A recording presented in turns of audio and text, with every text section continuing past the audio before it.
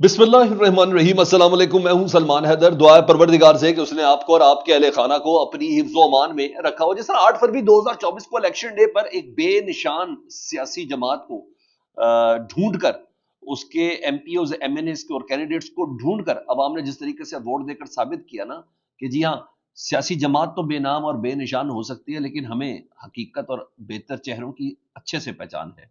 और फिर दुनिया के सामने बावर कराया पहली बार हमारे पाकिस्तानी अवाम ने कि हम बहसीत कौम, हमें बहुत सी चीज़ों से मुतल्लिक आगाही भी है। आप हमें समझने की कोशिश करें कि हम बेवकूफ़ हैं, या हमें बनाने की कोशिश करें हम बेवकूफ़ हैं, लेकिन ऐसा नहीं है। और इसमें कोई शक नहीं है कि रात के इस पहर जहाँ सवाबी में पाकिस्तान तहरीक इंसाफ कह रहा हूँ कि बिल्कुल 1 साल बाद भी अवाम उससे बहुत हद तक, मैं कह रहा हूँ कि कई गुना ज़्यादा दर्जे का एहतजाज रिकॉर्ड करा के बता रही है कि 1 साल पहले भी हमारा मौक़िफ़ ये था और 1 साल बाद भी हमारा मौक़िफ़ ये ही है। सिर्फ सवाबी के जलसे गाह की नहीं बात कर रहा, मुल्क भर की जगहों की बात कर रहा हूँ। चाहे बलूचिस्तान ले लें, चाहे कश्मीर का क्रैकडाउन ले लें, चाहे मुल्तान में गिरफ्तारियाँ ले लें, चाहे लाहौर में गलियों के अंदर पुलिस गर्दी देख लें। हर जगह पर ऐसा लग रहा है कि अवाम जो है ना वो खड़ी है और अवाम जाग चुकी है। चाहे जितना मर्जी, हाँ, आप इसके बदले आप जो मर्जी कर लें, मैंडेट पर डाकर तो डाला गया, इसमें तो किसी को कोई शक नहीं। गैर मुंतखब लोगों को धांधली के 60 नए तरीकों के साथ, पटन की रिपोर्ट के मुताबिक धांधली के 60 नए तरीकों के साथ पाकिस्तानी अवाम के मैंडेट को लूटा गया है। आज के दिन भी आप सिर्फ गूगल कर ले तो वीडियोस भरी पड़ी हैं कि रेंजर्स के एहलकार और पुलिस के एहलकार किस तरीके से बैलेट बॉक्सेस भर भर के लेके जा रहे थे। और फिर जो पूरा साल हुआ पाकिस्तान की अवाम के साथ वो तो आपने देखा। आज जितना भी गैर जानिबदार जज है पाकिस्तान का, जितना भी गैर जानिबदार वकील है, जितना भी गैर जानिबदार सहाफ़ी है, सिविल सोसाइटी है, सब कह रहे हैं कि पाकिस्तान में इस वक्त हर इदारे का शिकार किया जा रहा है सिवाय एक दो के। और वो इदारे हैं जो इस वक्त पाकिस्तान के अंदर तमाम मुहरकात को चला रहे हैं। अदलिया का तो शिकार मैंने कल बताया था कि उस मासूम हिरन की तरह किया जा रहा है कि जिसको मारना नहीं है, जिसका खून चूस के उसको लागर करना है कि जिंदा रहे, कि बस हरारत है, अदरवाइज और कुछ भी नहीं है। चाहे वो 4 सीनियर तरीन जज सुप्रीम कोर्ट के चीफ जस्टिस को खत लिख के बताएं कि सर खुदा का वास्ता है, आप चीफ हैं, आइन और कानून ये है। या इस्लामाबाद हाई कोर्ट के जजेस से मुलाकातें और खत लिख के बताएं कि सर ऐसा नहीं, ऐसा है। लेकिन बहरहाल ये तो मैं आपको पढ़ी लिखी एक लिटरेट मैं कम्युनिटी की बात कर रहा हूँ जो इस तरीके से सोच रही है। अवाम ने क्या सोचा है जी, अवाम क्या कर रही है सर, वो मेरे और आपके सामने है जी। 8 फरवरी का जहां बुखार अवाम के ने चढ़ा के रखा हुआ है हुकूमत को, वो सारी हरकतें सकना तो कर ही रही है। लेकिन बहरहाल वो समझने कि दफ़ा 144 लगा के तमाम चीज़ों को रोक लिया जाएगा। कत्तन ऐसा नहीं है सर, कत्तन ऐसा नहीं है। जिस मर्जी तरीके से आप मीडिया मैनेजमेंट कर लें, हुक्म जो है वो मुझे पूरा पता है। पूरी क़यादत पाकिस्तान तरीके से आपकी तमाम एमएनए, तमाम एमपीएस सवाबी में खड़े हैं जी। भरपूर तरीके से पब्लिक रिप्रेजेंटेशन है और एहतजाज रिकॉर्ड हो रहा है। और हाँ, मीडिया को जो हुक्म है कि आपको ये कि सिर्फ आप एक विंडो पे ना 2-3 लीडर्स की ना सिर्फ जुबानी, सिर्फ उनकी आवाज़ नहीं आएगी, उनकी आवाज़ नहीं आएगी, लीमीन गंडापुर की आवाज़ नहीं आएगी, बैरिस्टर गौहर की आवाज़ नहीं आएगी, राजा नासिर अब्बास की आवाज़ नहीं देनी आपने, साहबजादा हामिद रज़ा की आवाज़ ना सुनाई दे, सिर्फ एक विंडो पे चला दें ताकि पता चले कि मीडिया में थोड़ी ज़िंदगी बाकी है। आप आवाज़ नहीं दे सकते हैं, आप बता नहीं सकते। हर तरीके से आपने मीडिया मैनेज किया है। और हकीकत यह है कि एक-एक दिन में आज 8-8 प्रेस कॉन्फ्रेंस हैं और बराह रास्त चलवाने का हुक्म है। लेकिन पाकिस्तान तहरीक इंसाफ का यौम स्याह बनाने का या बताने का, या पाकिस्तान की आवाम का यौम स्याह उसको रिपोर्ट करने की इजाज़त नहीं है। ये अपनी तरफ से यौम सफ़ेद मना रहे हैं। जिस तरीके से अखबारों में ज़मीमें छपे ना सर सुबह, ये ज़रा तस्वीरें देखें आप हैरान हो जाएंगे। मैंने सुबह भी आपको बताया था, ये एक अखबार की भी यही है, दूसरे अखबार की भी यही है, तीसरे अखबार की भी यही है।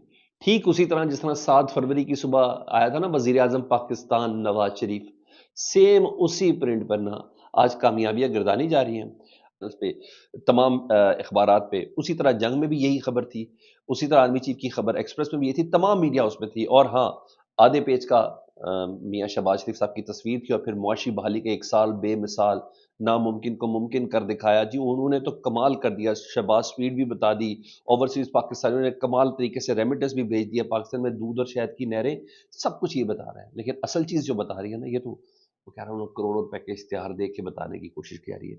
ये अवाम जिसको جس کے ساتھ جسے کہتے ہیں صحیح معنوں میں دھوکا ہوا ہے، وہ ثوابی جلسے میں بتا رہی ہے، اور بتا رہی ہے کہ ثوابی کا جلسہ کتنا کامیاب ہے. زبردست مناظر ہیں جی.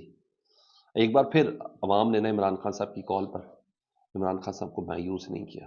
گرفتاریاں سارا دن ہوتی رہیں، لاٹھی چارج ہوتا رہا، رہنما بھی گرفتار ہوئے.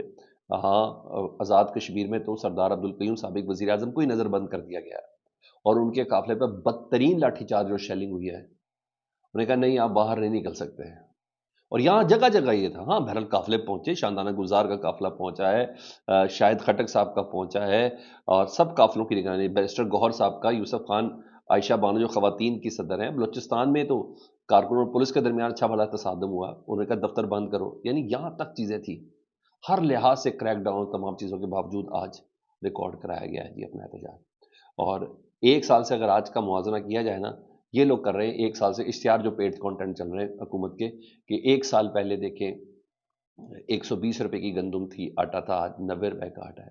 یہ ایک سال سے کیا کمپیریزن ہو سکتا آج کا؟ یہ تو ان کو اپریل 2022 سے کرنا تھا، رجیم چینج آپریشن سے کے وقت سے، عمران خان کے دور سے اور آج کے دور میں. تو زیادہ طور پر واضح ہوتا کہ ڈالر کتنے کا تھا، پیٹرول 150 روپے لیٹر تھا. مگر یہ عوام کو بے وقوف بنانے کی کوشش کر رہے ہیں. ایک سال پہلے بھی تو انہی کی حکومت تھی. کہ ایک سال پہلے یہی سیٹ اپ نہیں تھا؟ یا جن کا لگایا ہوا سیٹ اپ تھا ایک سال پہلے بھی وہ نہیں تھا؟ صرف کیا تھا، انوار الحق کاکڑ ہی مختلف تھے نا، جو آج اسی جگہ پہ شہباز شریف ہے. جو انوار الحق کاکڑ کی ڈیوٹی تھی وہی شہباز شریف صاحب کی ڈیوٹی ہے. اور اس سے پہلے کون تھا وزیر اعظم؟ شہباز شریف صاحب ہی تھے نا. یہ عوام کو بیوقوف بنانے کی کوشش کریں، لیکن وہ بہت زیادہ. ہاں ٹی وی دیکھیں گے تو آپ کو پتہ چلے گا کہ ایک سال میں پاکستان میں دودھ اور شہد کی نہریں ہی نہریں بہہ رہی ہیں. ہاں، اور اس کے علاوہ جی کروڑوں روپے کے اشتہار لگائے سے، اور جہاں یہ آج موازنہ تھا وہ تو ہے میڈیا کو جلسہ کا نہ دکھانے کو حکم ہے. ایک دن میں 8 پریس کانفرنسز ہیں جی. انہیں کہا نہیں چلا. عظمہ بخاری صاحبہ کی پریس کانفرنس آ چکی، مریم اورنگزیب صاحبہ کی پریس کانفرنس آ چکی، دانیال چودھری صاحب کی پریس کانفرنس آ چکی، احسن اقبال صاحب کی، خواجہ آصف صاحب کی، یہ تمام کی پریس کانفرنس آ چکی. بس کسی طرح پاکستان تحریک صاحب کا یوم سیاہ جو ہے نا وہ ریکارڈ نہیں ہونا چاہیے، وہ پتہ نہیں چلنا چاہیے.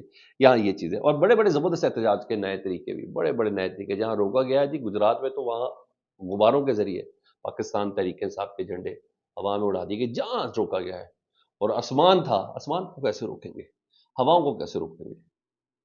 اور پی ٹی آئی کے جھنڈوں کے ساتھ پتہ چلا گجرات کی عوام نے کیا کیا. اور مونا سلاہی مونا سلاہی کہہ رہا ہوں، ہاں مونا سلاہی صاحب نے خود اس کی ویڈیوز کو شیئر کیا. اچھا یہی نہیں، اور آگے کچھ اور خبریں بھی ہیں جس میں اسی الیکشن کو یعنی 8 فروری 2024 کو یاد کرتے ہوئے مصطفیٰ نواز کھوکھر صاحب جو پاکستان تحریک انصاف سے سیٹ ہارے ہیں، ٹھیک ہے، مصطفیٰ نواز کھوکھر صاحب کہہ رہے ہیں اسلام آباد سے، وہ وہاں تو خیر پاکستان تحریک صاحب کو بھی جیتنے دی گئی، وہ نون لیگ کے فارم 47 کے کینڈیڈیٹ سے جن کو جیت دی گئی ہے.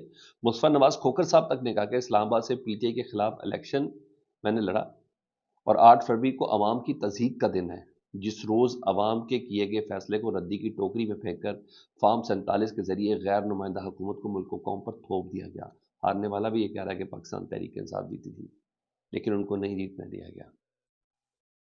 اس طریقے سے بھی اور سی جو خطابات ہیں، اس خطابات میں سر بیرسٹر گوہر صاحب، حامد رضا صاحب خطاب کر چکے، راجہ ناصر عباس صاحب کر چکے، جس وقت میں آپ سے بات کروں علی امین گنڈا پور کر رہے ہیں، سلمان اکرم راجہ نے کر لیا، جنید اکبر نے کر لیا، علی محمد خان صاحب نے کر لیا.